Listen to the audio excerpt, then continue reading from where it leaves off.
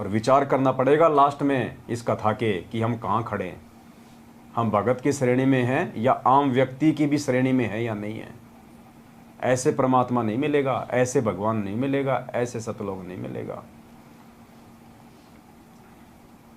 श्री सुदामा जी किसी यजमान को भ्रमित करके रुपये या अन्य पदार्थ नहीं लेते थे, केवल अपना व परिवार का भोजन तथा कपड़े यदि आवश्यकता हुई तो ही लेते थे। कुछ दिन कोई क्रियाक्रम करवाने वाला नहीं आया, भोजन की समस्या पूरे परिवार को हो गई। सुदामा, देखो यहाँ से सुदामा जी की परीक्षा हो गई शुरू। सुदामा जी अपनी आवश्यकता के अनुसार ही उनसे रोटी और कपड़ा वगैरह मांगा करते थे, और वो भी केवल उसी से जिसकी वो यजमानी किया करते थे, जिसके घर पे वो पूजा पाठ किया करते थे। एक समय सुदामा जी के जीवन में ऐसा आया कि कोई भी पूजा पाठ करवाने वाला नहीं आया। अब सुदामा जी के परिवार पे आर्थिक संकट आ गया, रोजी रोटी की समस्या आ गई। आप सुदामा जी को देख के ना चलें, वरना हम इस कथा को जिंदगी में नहीं समझ पाएंगे। वो सुदामा, हम सभी भाई बहन अपने को समझें कि परमात्मा यहाँ पे सुदामा की जगह हमें रख रहे हैं। मैं पवनदास अपने आप को समझूं सुदामा, आप अपने आप को समझिए, तब ये कथा समझ में आएगी हमारे कि भक्ति के बाद में भगत पे वो दुख आएंगे, जानबूझ के देगा परमात्मा अपने भगत की एग्जाम के लिए। कुछ दिन कोई क्रियाक्रम करवाने वाला नहीं आया, भोजन की समस्या पूरे परिवार को हो गई। सुदामा जी की पत्नी ने कहा कि आपके 4 पुत्र छोटे छोटे हैं, भूख से बेहाल हैं। आप कहते हो कि द्वारिकाधीश श्री कृष्ण मेरे मित्र हैं, वे द्वारिका के राजा हैं, आप कुछ धन मांग लाओ। वे आपको मना नहीं करेंगे, क्योंकि आप कहते हो कि शिक्षा काल में वे आपके परम मित्र थे, वे आपके साथ घर आते थे और इकट्ठा खाना खाते थे। सुदामा जी ने कहा कि ब्राह्मण मांगता नहीं। अपने आत्मा भगवान से भी, सुदामा जी ने भगवान से भी कुछ नहीं मांगा।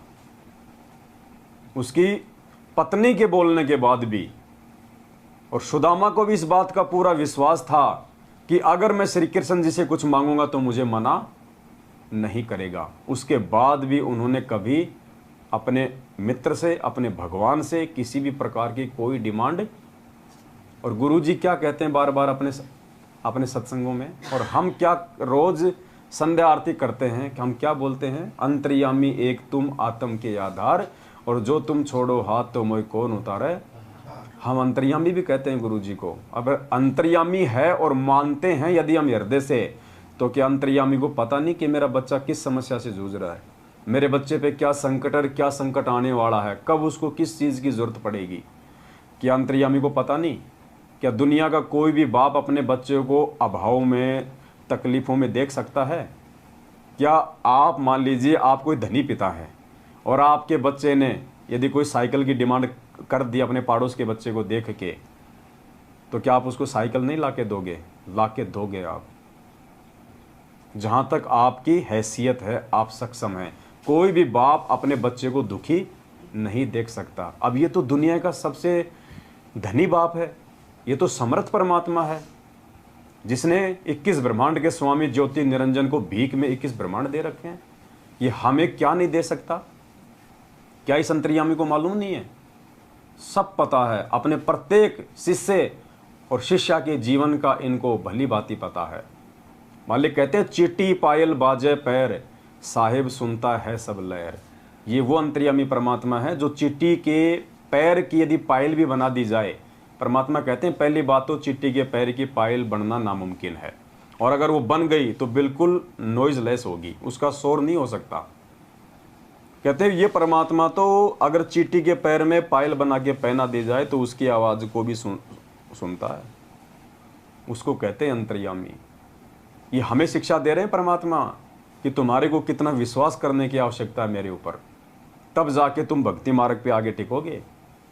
वरना कल को शरीर तुम यहीं मांगते रहोगे मेरे से, मिनट मिनट में छोटी सी समस्या आई नहीं, हे गुरुजी ये क्या हो गया, हे परमात्मा मैंने तो ज्योति भी करा दी, मैंने तो पाठ भी करवा दिया, मैं तो तारीखों पे भी जा रहा हूँ, मैंने तो 4 बार नाम भी शुद्ध करवा लिया, फिर भी मेरे साथ ऐसा क्यों हो रहा है? हमने कोई खरीद रखा क्या भगवान को? नाम लिया था जब हमने एग्रीमेंट किया था कि गुरुजी मेरे तो पैर में कांटा भी नहीं लगना चाहिए, एग्रीमेंट किया था क्या? ये हमारी कमजोरियां हैं। वास्तव में अंतर्यामी से मांगा नहीं जाता। एक पंजाबी भाई ने कोई भजन बना रखा था जिसमें उसने कहा था कि सब किछ जानदा किस आगे कीजे अरदास। सब किछ जानदा, वो परमात्मा सब कुछ जानता है, तुम किसके आगे अरदास कर रहे हो? और अंतर्यामी के आगे अरदास करने का या अंतर्यामी से प्रार्थना लगाने का मतलब है हम अपने भगवान की बेइज्जती कर रहे हैं, हम अपने गुरु की बेइज्जती कर रहे हैं। अंतर्यामी से हम मांग रहे हैं, अंतर्यामी को हम बता रहे हैं, जानी जान को हम बता रहे हैं हमारी हर तकलीफ, हमारे ये जन्म तो छोड़िए, जन्म जन्मांतरों की समस्याओं से, तकलीफों से, कर्म और कुकर्म से जो परमात्मा अच्छी तरह से वाकिफ है, उस परमात्मा को हम अपनी समस्या बता रहे हैं। ये हम अपने परमात्मा पे अविश्वास प्रकट कर रहे हैं, हम अपने गुरुजी की आंखों के सामने बेइज्जती कर रहे हैं, हम अपने आप को मूर्खता के रूप में उनके सामने पेश कर रहे हैं अंतर्यामी को ये बता के।